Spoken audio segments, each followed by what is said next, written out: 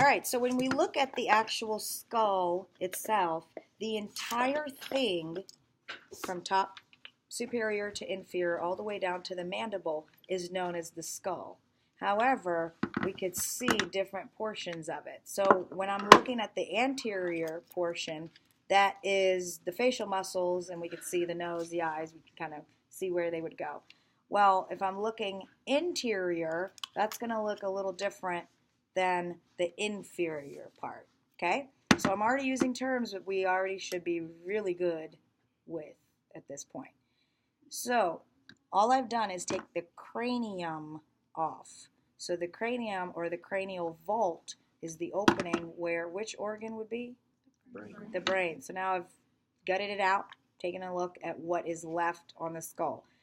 Technically, this is known as the skull cap, right? Because it's the portion of where we would fit that in. And we would see it's made up of different cranial bones. So this one is frontal. These two are your parietal. This is occipital. And I'm going to pick up the rest of the skull. On either side of where your ears would be, that's your temporal. And then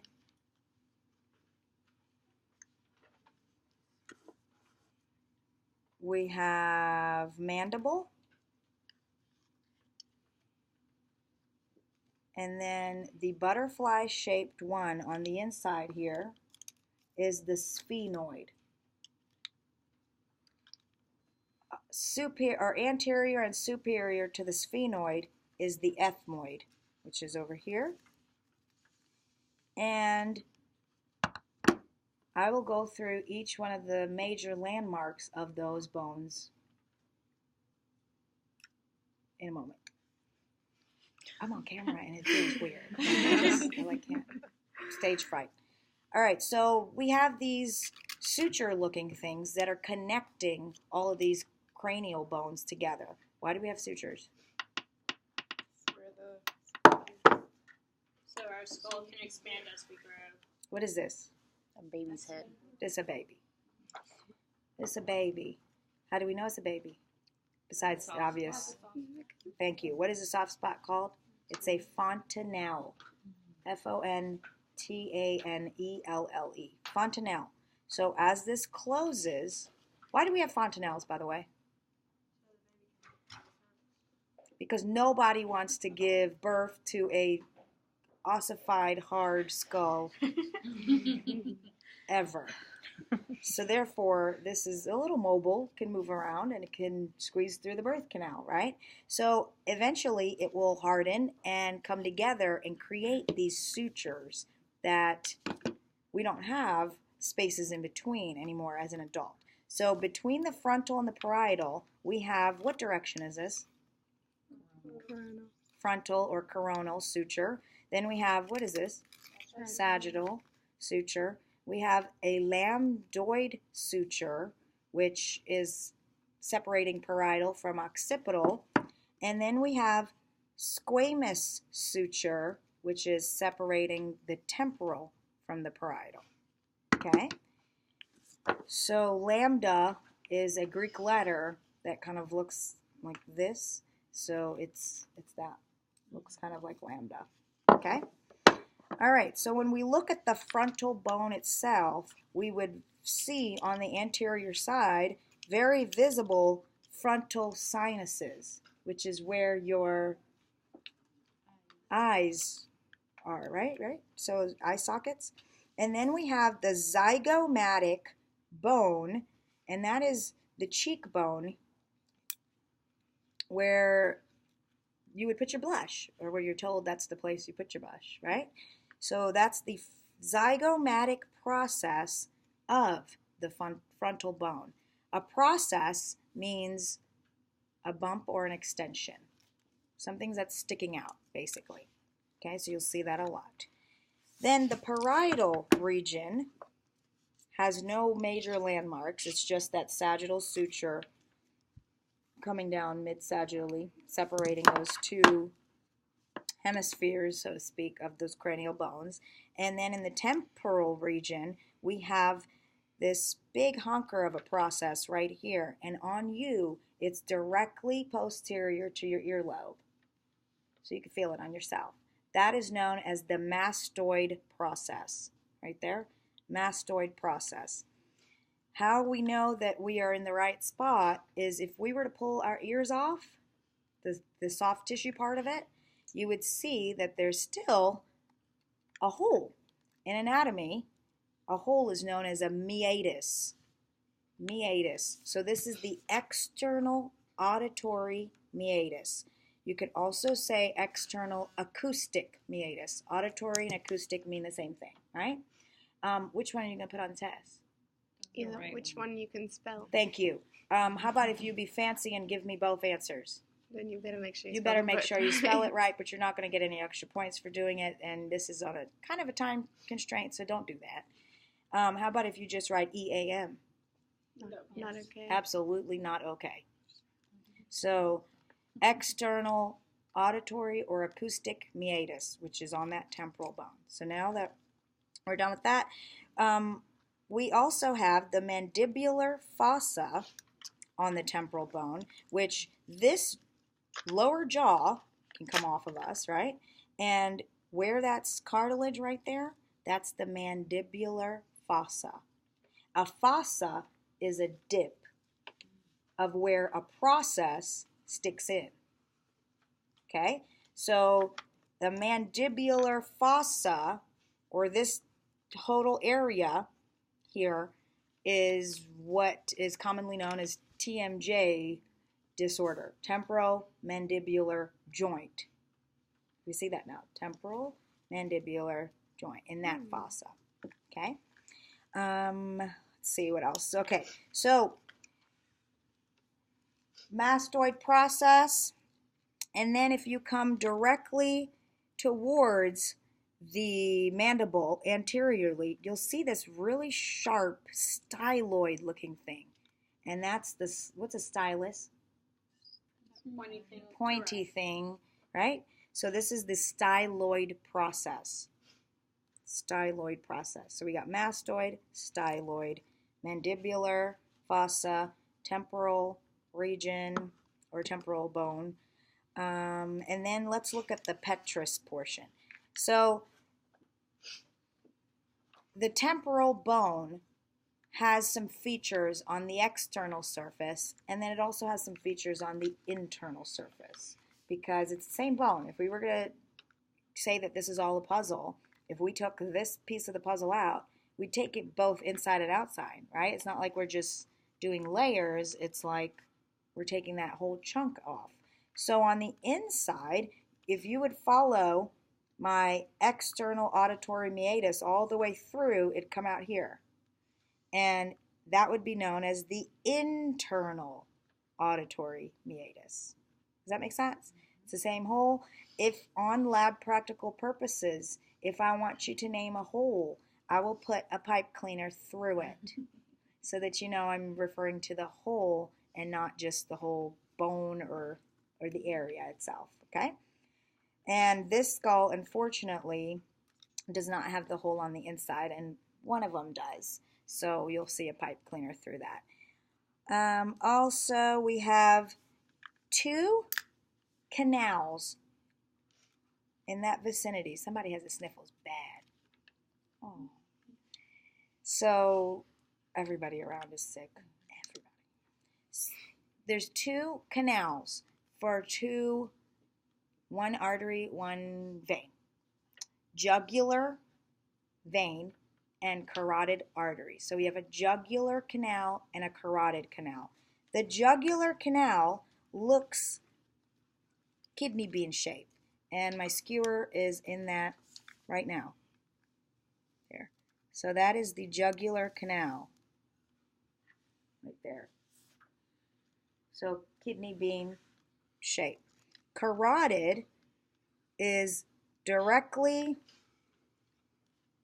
inferior to that and towards the big hole that you see, the foramen magnum, and it's circular because they lie right next to each other and they go all the way up around the head and stuff. So when you hit them in the jugular, Where are you going? Down.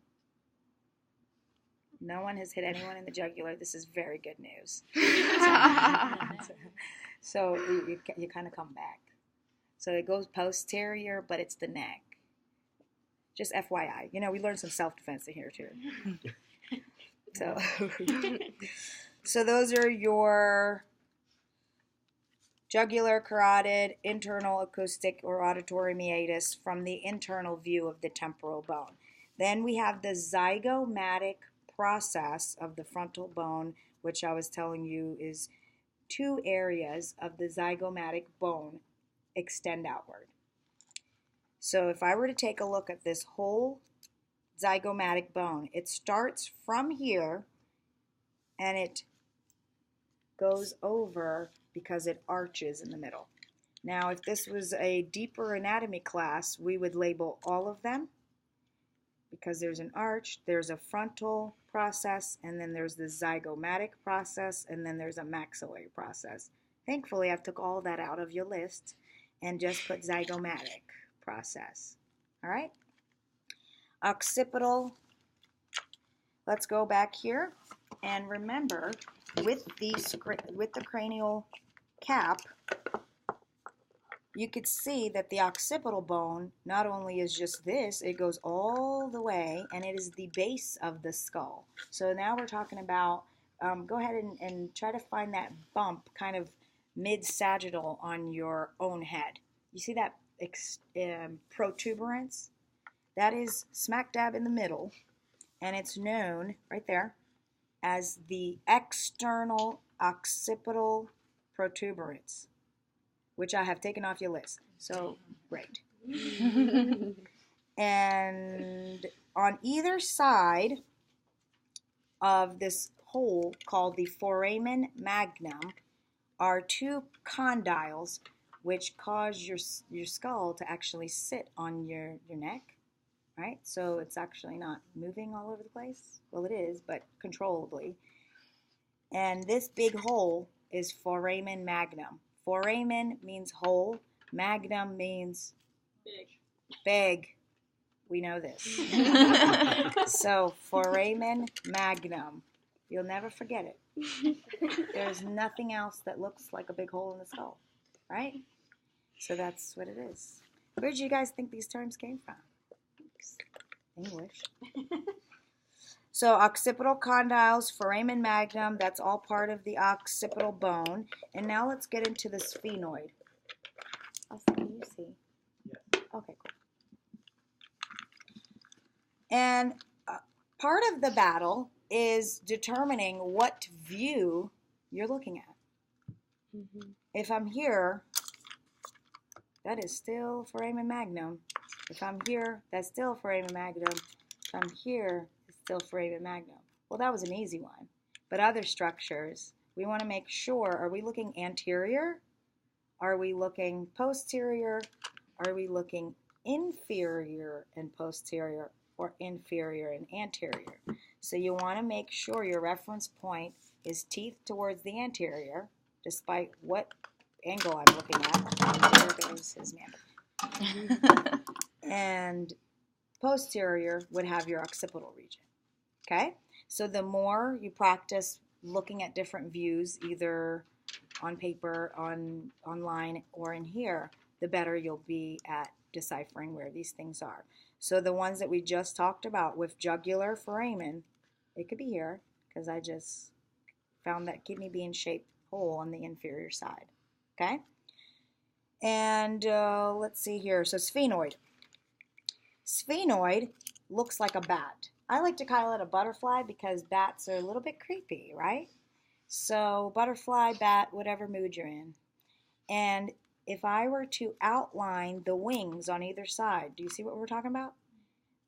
My wingspan is the greater wing of the sphenoid.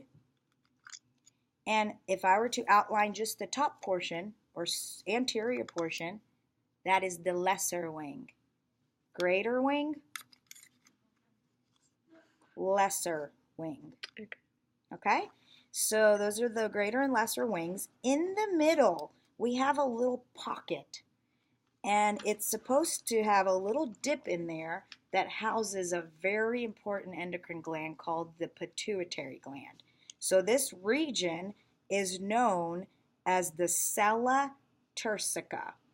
And the term itself means Turkish saddle. I don't know why. You thought I had a better story? That's what it means.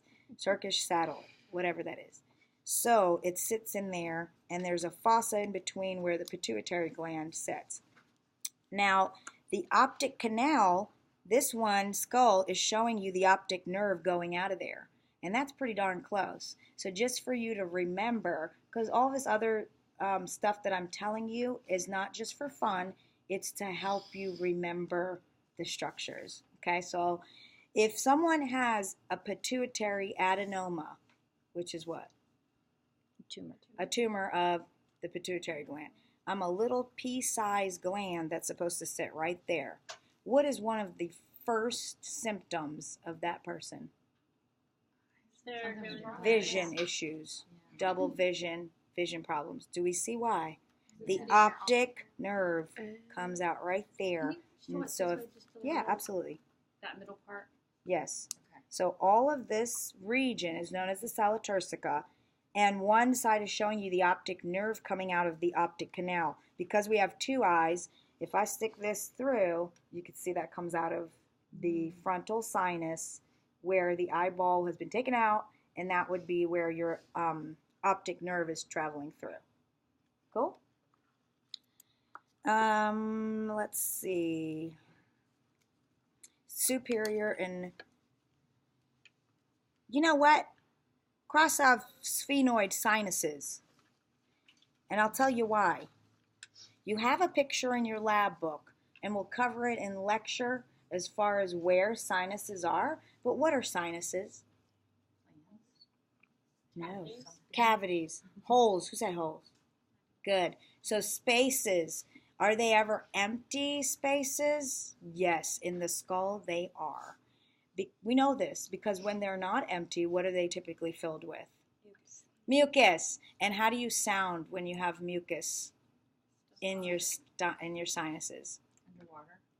Right? So therefore, the sinuses are placed in certain areas of the whole skull in order to alleviate pressure without, causing it to, basically. That, and it creates an echo within us for our voice to resonate and project outwards, right? So we know that because when they're filled, we sound completely different. Yeah. So that's what they are. So all that meant is now you know what sinuses are and do, and for lab, it's highly impossible to label a sinus without showing just a picture of the entire skull and where they should be. So that's why I said just cross it out. So going back to, we got optic canal. I'm not anterior. If I were to draw a line, a midline, through the posterior eye socket, so to speak, I would see that it was like an X shape, or a greater than or a less than sign, not a total X. So the one on the superior would be known as the superior orbital fissure, and a fissure is a slit. So now we've learned so much already. Can you believe this? Are y'all soaking all this up? Everybody ate? Okay, good. So fissure is a slit, meatus is a hole, foramen is kind of a bigger hole, and process is an extension or a projection. Superior orbital, inferior orbital fissure. Then I want you to also cross out foramen ovale. Too many foramens in that area. Jugular, kidney being the optic canal, the one that goes directly to your eye, and then carotid, a little smaller one right next to the jugular, circular one. That's it for now. So ethmoid. My students always laugh at me at this because, I have some good mnemonics. I will have to pat myself on the back for that one because y'all remember it. and I think you remember it forever, which is the goal, is to not just have short-term memory for anatomy, because you all will be having to regurgitate this later on in life, and you want to sound like you took the class and did well in it and learned. So this area, if we said this bat region was the sphenoid, anterior and superior to that, depending on what location or what direction you're looking at, is ethmoid. And if I were to follow this ethmoid bone to the anterior, that would be my superior nasal cavity. Because what's missing here? The cartilage. The cartilage. So we're looking just at the skull. So this is my ethmoid bone. So to give you a concept, we're now right back here behind and looking this way. Everybody got that? So behind your nasal cavity in that way. And it looks like girl parts. It sure does. Right? Doesn't it look like girl parts? This is anatomy. It looks like a vagina. And her name is Krista. So Krista Galley is that region. That is a good story. You laugh now, but none of my students get it wrong. Love it. They don't. I mean, come on. Did you not think that?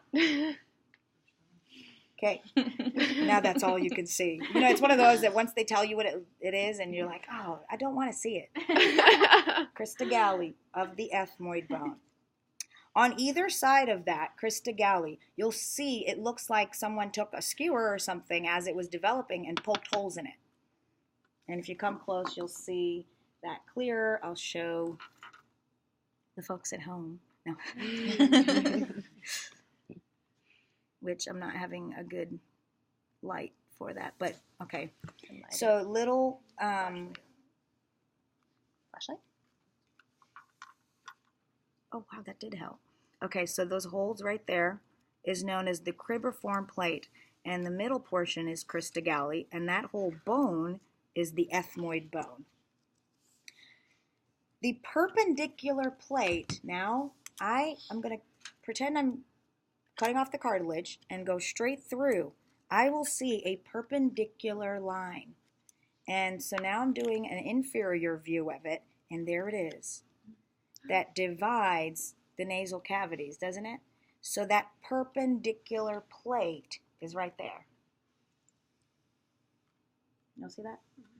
So perpendicular plate. There we go, another sinus. You could cross off the sinus. We did the sutures, and now we are in the facial bones. The facial bones, this one is nasal. This one is maxillary. The maxillary bone, for those of you going into dental hygiene, has what feature attached to it? Teeth. Are teeth bones? Yeah. Yes. So they sit in what is known as the alveolar process. So the alveolar process are where the teeth sit in those sockets. So if those ridges, basically, that you see within the skull. Then we have the hard palate, which is known as the palatine process. The palatine process. So this was that perpendicular plate. Now I am in the maxilla, but specifically the palatine process. And then I have, right there, is known as the, did I put that? Lacrimal region or lacrimal bone. So where am I on myself? And what does lacrimal mean? Tears. So they come out there. It makes up kind of the superior portion of the maxilla, but within the orbit. So if you were just going to look at the orbit, where your eye sits, we have frontal, zygomatic, maxillary come together to make up that whole circle kind of thing. Okay? And let's see, we did the zygomatic process. We didn't do maxillary, sinus, so cross off sinus again. So no sinuses. And let's do the mandible. Oh, I did lacrimal and we did palatine. Let's look up the vomer. The very inferior portion of that perpendicular plate is known as the vomer. So this is the vomer, but superior and easier to see on this view is the perpendicular plate. Okay, totally different bone though. If you look at it, there's a space or gap in between that shows that it's a different bone that attaches there and comes outward, more parallel. So there's the vomer. I think I did all of them, right? There. And here is the mandible. Now this is obviously the lower part of the jaw, so it has a totally different name. We already said that this posterior part sits in the mandibular fossa. See what you did? Fossa. Fissure is a slit. Fossa is like a dip. If I were to put my thumb into clay or Play-Doh, it would create a fossa. Okay, so that's understandable because it has to be the same shape as this to kind of sit in there, right? Remember, structure and function all go together. And anteriorly, we'll have this, and that took it off, so never mind. So the whole thing is a mandible. We also have alveolar process down here because we still have teeth down there.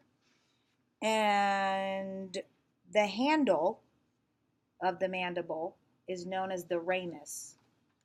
This is a ramus of the mandible. Okay, so if I had my pipe cleaner showing both of those things, you know that I'm asking for the entire region and not just one of the processes. Then we have a hole right here on the anterior portion towards the midline called the mental foramen. Okay? If you have that, oh, you're a mental. It sits on your face. It's on your jaw. Okay? However you want to memorize them. Whatever works for you. I am going to keep going, and then we'll break up, memorize it real quick, and come back and do the next section. And let's see. The one thing that I didn't go over for the skull region that's listed on there is the hyoid bone. And the hyoid bone is on the anterior neck. So I'll try to find it real quick and bring out the skeleton so you can go ahead and, that's part one. We're going to get this to YouTube and put on Blackboard.